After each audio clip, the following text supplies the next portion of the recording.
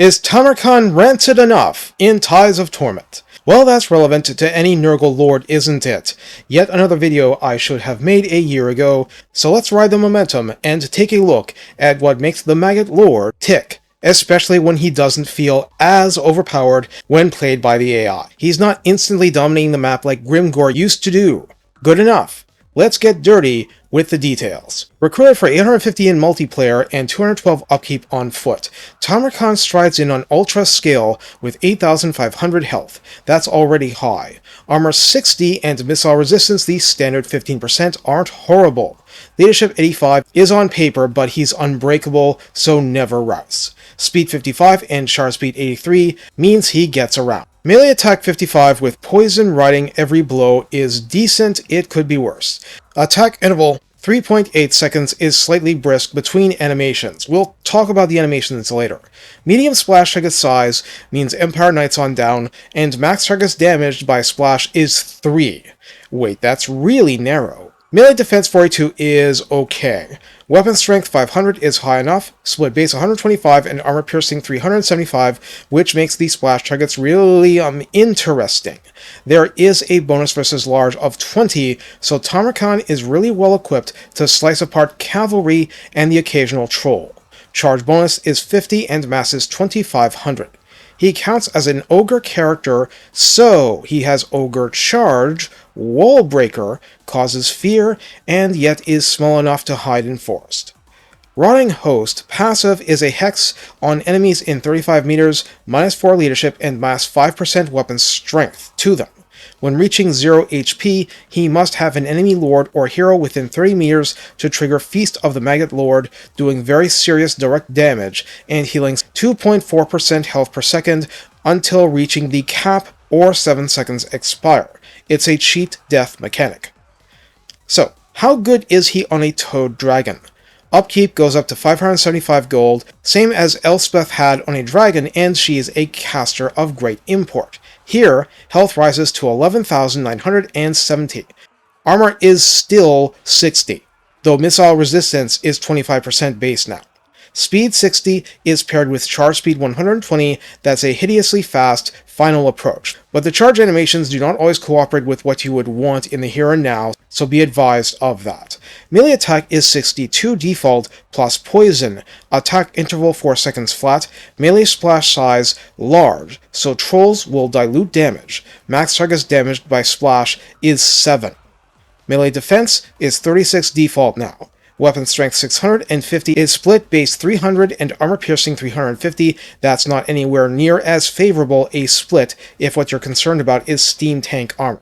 Rather than a bonus versus large, here we have bonus versus infantry of 25, so Tamurkhan becomes a legitimate destroyer of highly elite melee troops. Charge bonus drops to 42, but mass of 9,000 is so high, though the animations are not really good for Scarbrand-style collision attacks, nothing is going to get past this guy, as in, they will bounce off from the sheer weight. The unspeakable foulness magic missile from the dragon helps out. Compared to Malachai's cluster bomb, this is 15 projectiles, a lot less armor piercing per shot, but 5 meter explosion radius, plus the suffering contact effect, 20 seconds of minus 10 melee attack, and minus 20 reload skill, which should be 20% longer reload time. And in addition to Unbreakable, we have Causes Terror, Wall Breaker, so that didn't change, and Strider for no problem fighting in the thickest of jungles. As a faction leader, the Chosen Maggot, he gains access to his exclusive Chieftain mechanic, gets campaign movement range plus 10% for all armies, always a nice Apex Predator melee lord attribute, and gets plus 10% health to non-demonic units when recruited faction-wide. This is an ipso facto Nurgle lord, so the cycle of growth recruitment is used, and that means getting your units instantly but damaged. This mitigates the damage for mortal units. As the Maggot Lord, Tamurkhan gets minus 3 wound recovery time in turns, gives immunity to psychology and plus 5 melee attack to non-demonic units, and remember this is as a lord so it's his army only, and gains the Nurgle's Favored Son self-buff, 40 second duration, 120 second cooldown, plus 20% ward save, and plus 24 melee defense during that time. So he's tough like that. He also gets a special bonus where spreading a plague gets him 200 gold per spreading. While there's nothing unusual in terms of Nurgle with the blue or red lines, I do want to mention that the midway pip for the blue line, Unholy Resilience, not only gives plus 30% casualty replenishment to Tamurkhan between battles, but reduces his wound recovery time by another turn. The red line active abilities are a sort of contagious loss of melee defense for your enemies, which is interesting given the generally lower melee attack in the roster.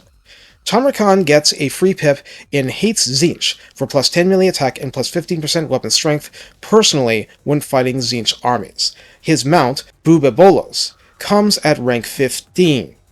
Bloated Carcass is available at rank 7, 1 pip for 10% missile resistance. Voice of the Dark Gods, anytime for 1 pip, plus 40% leadership aura, at rank 10.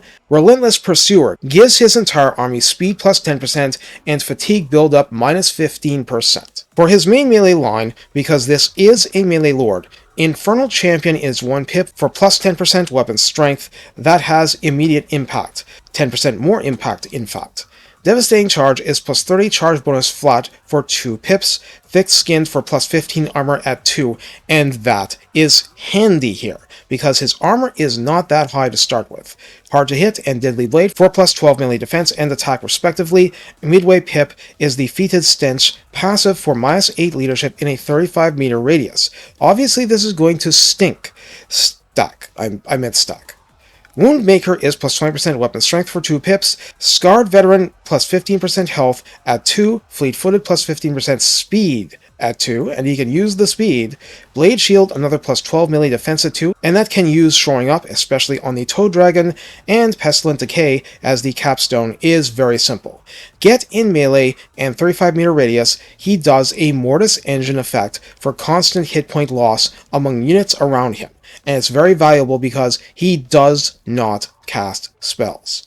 For his personal line, Reputed Son of the Kurgan, reputed only, mind, gives a whopping plus 20% casualty replenishment to non-demonic units and minus 25% recruitment cost for the same, limited to own army.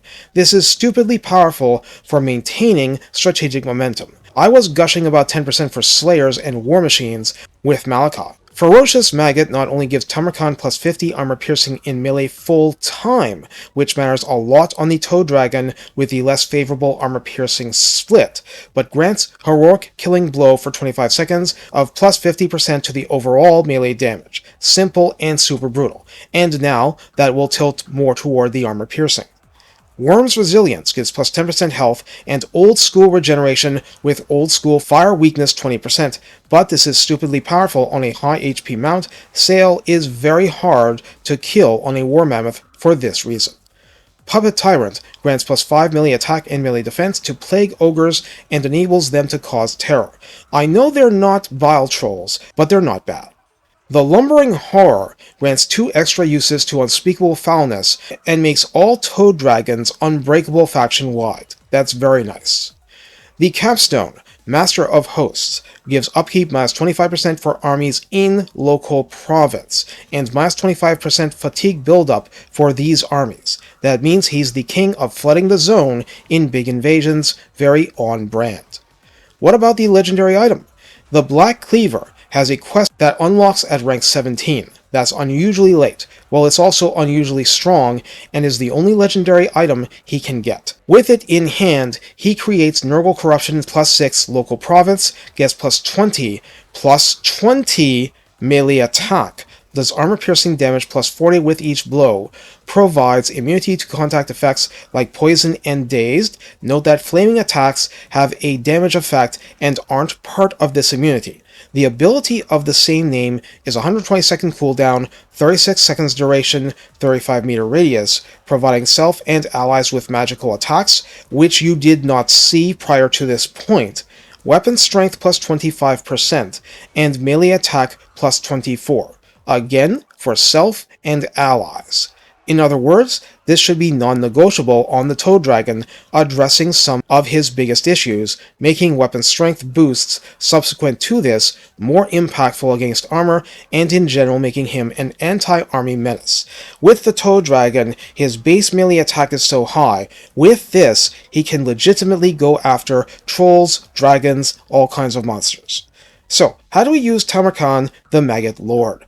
Funnily, for all my respect for Toad Dragons, and his in particular, statistically, I've created a use case for him on foot as an ogre-sized menace. The extremely high armor-piercing ratio, bonus versus large, and being a much smaller target, relatively, means that the case really can exist, and if that's what the situation demands, I don't think you should be shy about getting him on foot. Now, the counter to that argument is what we see in the demo combats. However competent he might be versus large targets, I come back to max targets damaged by splash of 3. These animations are huge. They put a lot of infantry into the air. They see multi-part and do tons of disruption. The damage numbers seem to confirm that this is doing shockingly little actual killing of infantry. So, appreciate that he's enormously disruptive. His passive, which I didn't even run in the first demo combat, is helpful, and he's a great leader of troops. But they need to carry the army for mass slaughter of ordinary opponents. He can handle himself even against an anti-large Beastmaster here, but you need to know his limitations, and rejoice that every infantryman tossed skyward is not doing damage to your troops. On the Toad Dragon, what you see in the YOLO versus Skaven combat is that there's a reason his capstone is a Morris engine effect. He needs that in order to make that kind of situation manageable. Again, he's a great leader of troops, though, unfortunately, the animations just don't let him mulch infantry with collision attacks quite like Scarbrand. What he can do in the heavyweight category is stop an enemy dinosaur cold. He's an amazing blocker unit, use him as such, and watch things stop, and then destroy in detail. Tamurkhan does not cast spells. What the Black Cleaver is making up for is that he must be a melee beatstick in order to be effective, but since he is there to build armies, you can effectively use him on foot as an anti-large, as in anti-mounted character and anti-monster open field assassin. Any level of interference his army can provide gives him cover to tear down the enemy's favorite sons and daughters. Another weakness is that he does not in any sense fly. He can, however, show walls complete disrespect, and I don't think you should respect them at all. Be mean and nasty to them. In fact, have this attitude about almost anything you face. Tamurkhan has a very special campaign, but in terms of how to use him in battle, you are hiding his weaknesses and using him as the center of gravity when making the decisive push. In that sense, the Toad Dragon mount is very, very useful. He is simply too big, too strong, and too much of a moving wrecking ball to easily take down. If you allow him to get Lord Sniped, you are usually doing something very wrong. But enough land ships and Luminarchs and it can be a problem. So learn to live with this weakness and turn that into a strength by bringing the tools to take down key single entity targets too. These are your challenges, you are given the tools with which to meet them. Building a mortal-heavy army around him is your aim, but don't forget he is a Nurgle Lord with Nurgle mechanics. Make the enemy drown in bodies, choke on heavy armor, and grind itself into impotence. Clean, ranged fights are bad for you. Make them dirty and muddy.